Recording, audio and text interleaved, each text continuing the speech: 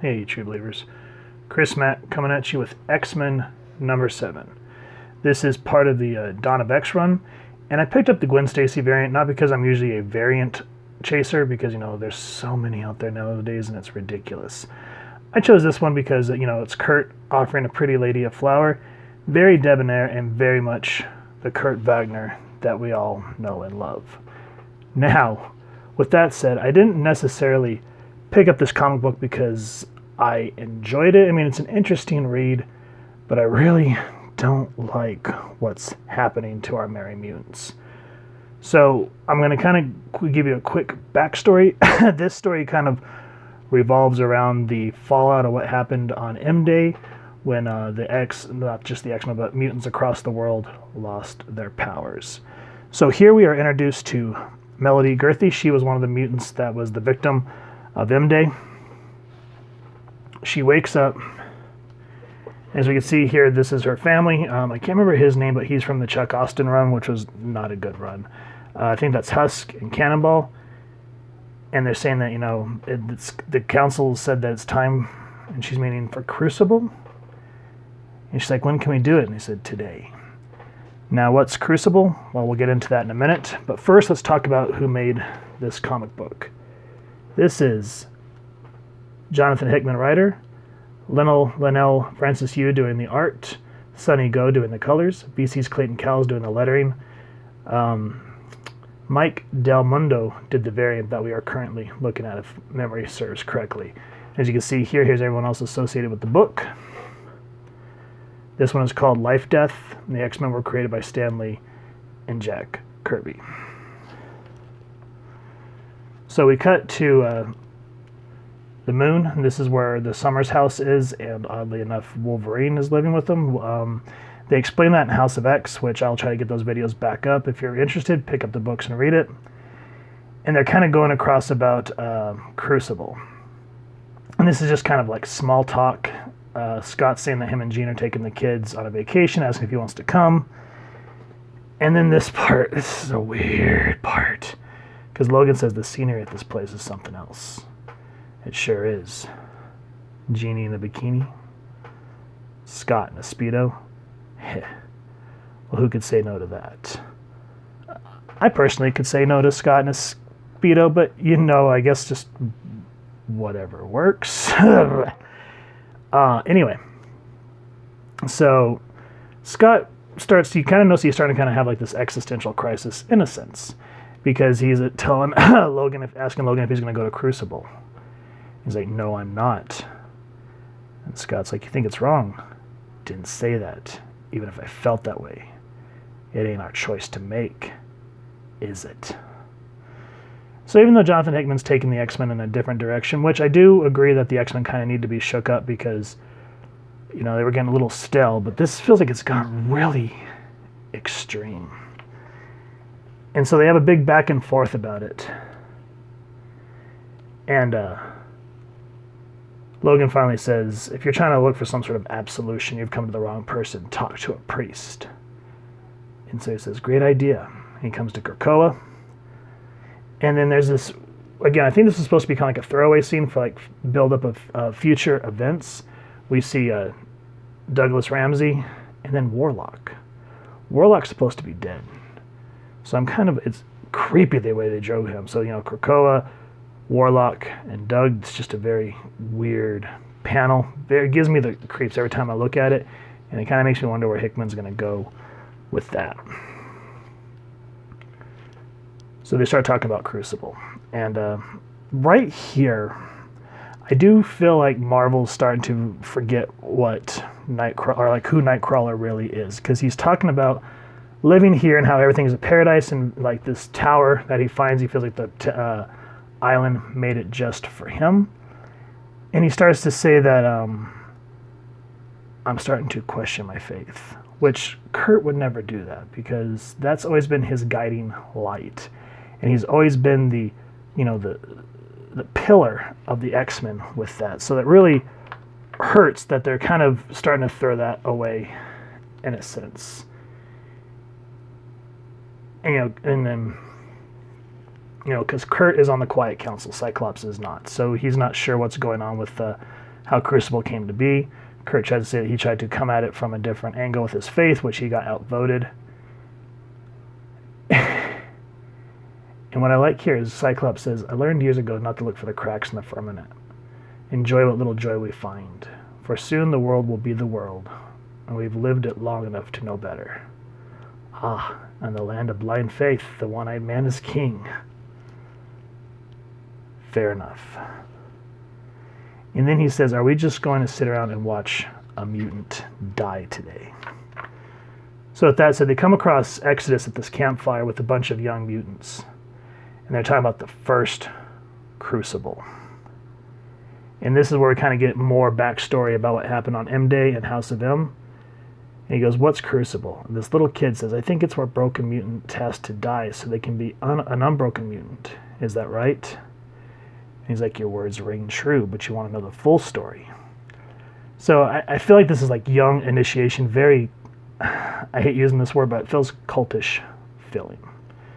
So check this out. I'm going to read this part. He goes, then listen closely. For this is the truth.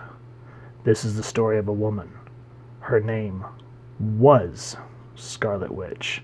So I'm curious to know what happened to her. And then these kids just look in terror and they go, Pretender, Pretender, stop, stop. We don't say her name. Pretender, Pretender. And if you read House of X, this is why they called her the Pretender, because she said no more mutants. The mutants were depowered. So yeah. He goes, of course you know her. We all know her. Her and her great sin. She erased the powers of 1 million mutants. She made mutant into man.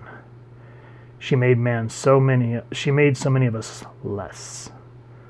She spoke the words. No more mutants. No more mutants. And you're just like, geez Louise. And Exodus goes on to say and why. Because she thought it was the right thing to do. Because she knew what was best. Now, I hate to say this, but this feels kind of like a double hypocrisy in a sense. Because, you know, the X-Men kind of taking this on themselves to be segregationists. And trying to say that they know better. And then they're trying to say that the Scarlet Witch knew better. And they know better. It just really starts to throw some stuff there. And, and it really starts to make Cyclops question what everyone's doing. And as you can see here, this is Crucible, and everyone is sitting around, and like everyone's seeming to be okay with this. Now, Crucible means that these depowered mutants from M-Day, they're living on Krakoa, but they're not deemed mutants. And so in order to get their mutant powers back, they have to die. And then when they're reborn by the Five, which if you want to know what the Five is, go read House of X. These mutants are all resurrected, and they have their powers again, and their memories. And so we go back to Melody, and she's wearing this floral arrangement on her head. And this reminds me of the, if you guys have never seen the movie Midsommar, it's about this cult in Sweden. And it's just very remnant of that. So if you haven't seen the film, check it out. It's horrifying and interesting at the same time. Now check out what Kurt says. He goes, I remember when Zorn taught me the Zen koan, which I think is how you pronounce it. And I think that it's in short, a practice used to provoke great doubt to practice or test students. He goes, when I do violence to others, I do violence to the world. And when I do violence to the world, I do violence to myself. Well, the inverse of that is also true. Violence to yourself is violence to the world, and therefore violence to those around you. So I like that Kurt is kind of, in a sense, even though he's going along with this, he's the voice of reason and no one's listening. So, Apocalypse is at the center of the Crucible. And this part right here, this kind of irks me. He's looking at Melody, he goes, what's your name? Arrow. No, Arrow is a mutant name. I see no mutant standing before me. Perhaps you were born a mutant, but the humans stole that from you. And now, in all the ways that matter, you're as they are, aren't you? Yes. Then tell me your name. Melody Girthy. Girthy, a powerful family, a great name. What a disappointment you must be. So I hate that the X-Men are going along with this. You know, the dream, mutants and humans coexisting in harmony. And we got Apocalypse here on Krakoa, living it up with the survival of the fittest. And look at Sam. He is ready to go to town. He goes, this is too much. I'm going to knock his. And Husk's like, no, wait, give it a minute. This is what she wants. And I just hate how passive everybody is about this. It just, So they go into battle. Scott and Nightcrawler are continuing on. And there's one thing. Let me go back. I jumped over it. Check this out. He's talking about how the mutants are willing to die to fight for one another to preserve their way of life. And he goes, and this is why we do not accept those like you simply killing yourself to be reborn as something better. Because I guess what happened is all these depowered mutants wanted, the council said they didn't want a mass suicide. So the what do you call it? The Crucible is kind of a better than suicide solution. And Apocalypse says, suicide, it's a surrender. And those days are beyond our people. Do you understand? So I can kind of understand the not suicide thing because that's not cool. But this goes back to Roman gladiator days. And it is just rough to watch because how can a regular human beat Apocalypse? And I mean, just look at Melody. She is getting this snot and tar beaten out of her. And everyone's just looking. Some are mad, like Melody's brother, Sam. Some seem to be cheering, like Dazzler. And others are just sitting passively as they watch. Look at Magneto and Xavier, who are just passive, like Caesar. Oh, boy. So, yeah, this really gives me mixed emotions. Because if you go back and read, I think it's Uncanny X-Men 303. If I'm wrong, let me know down in the comments. But I think that was the issue where it was like the fallout or the death of Ileana Rasputin at the hands of the Legacy virus. And Jubilee can't deal with it. And the issue, I'll go over it eventually, but it goes over how to celebrate life and how to appreciate those around you. As where even Kurt here says, if we can be immortal, then why would we want to long for heaven?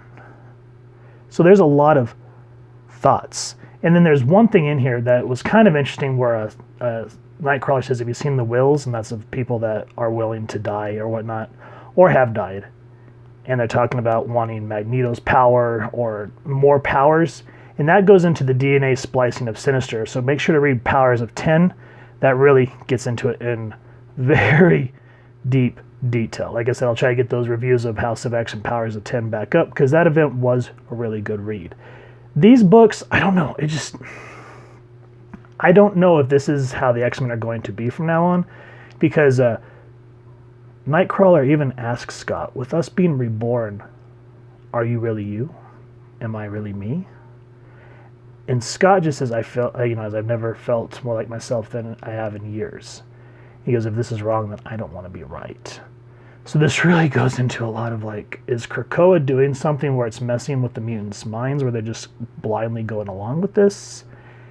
Is this Xavier low-key doing something to the people?